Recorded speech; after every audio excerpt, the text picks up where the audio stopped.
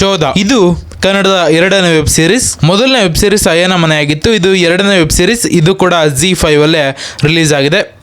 ಇದರ ಕಾಸ್ಟಿಂಗ್ ಬಂದ್ಬಿಟ್ಟು ಪವನ್ ಕುಮಾರ್, ಸಿರಿ, ರವಿಕುಮಾರ್, ಅರುಣ್ ಸಾಗರ್, ದಿಯಾ ಹೆಗ್ಡೆ, ಅನುಷ್ಕಾ ರಂಗನಾಥ್, ಸಪ್ತಮಿ ಗೌಡ ಇವರೆಲ್ಲ ನಟಿಸಿರುವಂಥ ವೆಬ್ ಸೀರೀಸ್ನ ಇವತ್ತು ನಾನು ರಿವ್ಯೂ ಮಾಡ್ತಾ ಇದ್ದೀನಿ. Welcome back to K for Kannadiga YouTube channel. Rohit ಅವತ್ತು ಅವನ ಬರ್ತಡೇ ಇತ್ತು.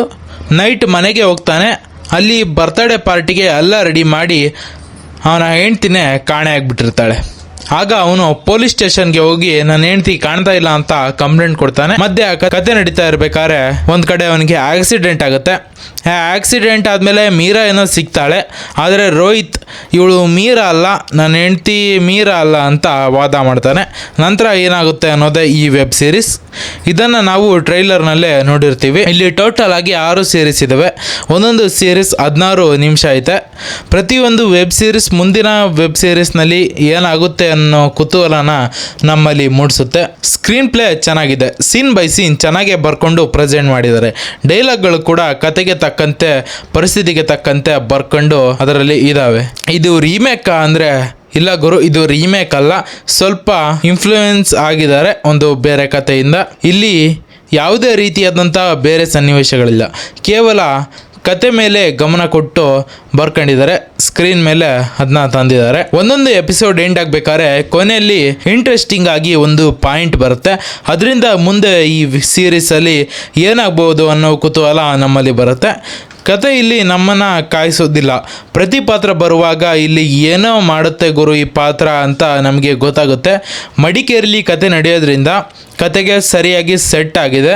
KRG ಸ್ಟುಡಿಯೋಸ್ ಅವ್ರಿಗೆ ಒಂದು ಟ್ಯಾಂಕ್ಸ್ ಅಂತಲೇ ಹೇಳ್ಬೋದು. ಯಾಕಪ್ಪ ಅಂದರೆ ಈ ಹೊಸ ಪ್ರಯತ್ನ ನನಗೆ ಇಷ್ಟ ಆಯಿತು. ಸೀರೀಸ್ನಲ್ಲಿ ಎಲ್ಲರೂ ತಮ್ಮ ಪಾತ್ರಕ್ಕೆ ಜೀವ ತುಂಬಿದ್ದಾರೆ.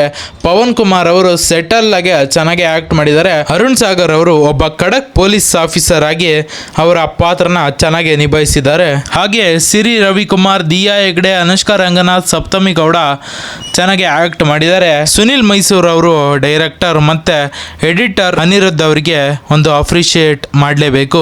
ನನಗೆ ನೆಗೆಟಿವ್ ಅನಿಸಿದ್ದು ಇದರಲ್ಲಿ ಸಪ್ತಮಿ ಗೌಡ ಅವರ ಸೀಕ್ವೆನ್ಸ್ ಅಗತ್ಯನೇ ಇರಲಿಲ್ಲ ಗುರು. ಕತೆ ಅದು ಯಾವ ರೀತಿ ಸಾಗ್ತಾ ಇದೆ ಅನ್ನೋದನ್ನ ನಾವು ಗಮನದಲ್ಲಿ ಇಟ್ಕೊಂಡು ನೋಡ್ತಾ ಇರ್ತೀವಿ. ಆದರೆ ವೆಬ್ ಸೀರೀಸ್ನ ಸ್ಟಾರ್ಟಿಂಗ್ನಲ್ಲೇ ಸಪ್ತಮಿ ಗೌಡ ಅವರ ಸೀಕ್ವೆನ್ಸ್ ಬರೋದ್ರಿಂದ ಅದು ಇರಿಟೇಟಿಂಗ್ ಆಗಿರುತ್ತೆ. ಅದು ಅಷ್ಟಾಗಿ ಇಷ್ಟ ಆಗೋದಿಲ್ಲ. ಕತೆಗೆ ಅದು ಯಾವ ರೀತಿಯಾದಂತಹ ಸಹಾಯ ಕೂಡ ಮಾಡೋದಿಲ್ಲ. ಅದನ್ನು ಸ್ಕಿಪ್ ಮಾಡೋದೇ ಬೆಟರ್. ಕೊನೆಯ ಸೀರೀಸ್ನ ಕೆಲವೊಂದು ಪೋರ್ಷನ್ಸ್ ನನಗೆ ಅಷ್ಟಾಗಿ ಇಷ್ಟ ಆಗಲಿಲ್ಲ. ಅವೇ ನೆಗೆಟಿವ್ ಸಿನಿಮಾದಲ್ಲಿ. ನನ್ನ ಪ್ರಕಾರ ಇದು ಒಂದು ಗುಡ್ ವೆಬ್ ಸೀರೀಸ್. ಅವರೇ ಆನಲ್ ಆಗಿ ಪ್ರೆಸೆಂಟ್ ಮಾಡಿರುವಂಥ ವೆಬ್ ಸೀರೀಸ್ ಆಗಿದೆ. ಒಂದ್ಸಲ ಪ್ರಯತ್ನಿಸ್ಬೋದು. ಈ ರಿವ್ಯೂ ವಿಡಿಯೋನ ಮುಗಿಸ್ತಾ ಇದ್ದೀನಿ. ಎಲ್ರಿಗೂ ಒಳ್ಳೆದಾಗಲಿ. ಜೈ ಹಿಂದ್, ಜೈ ಕರ್ನಾಟಕ. ಮತ್ತೆ ಎಲ್ಲರೂ ನಗ್ನಗ್ತಾ ಇರಿ, ಖುಷಿಯಾಗಿರಿ. ಬಾಯ್.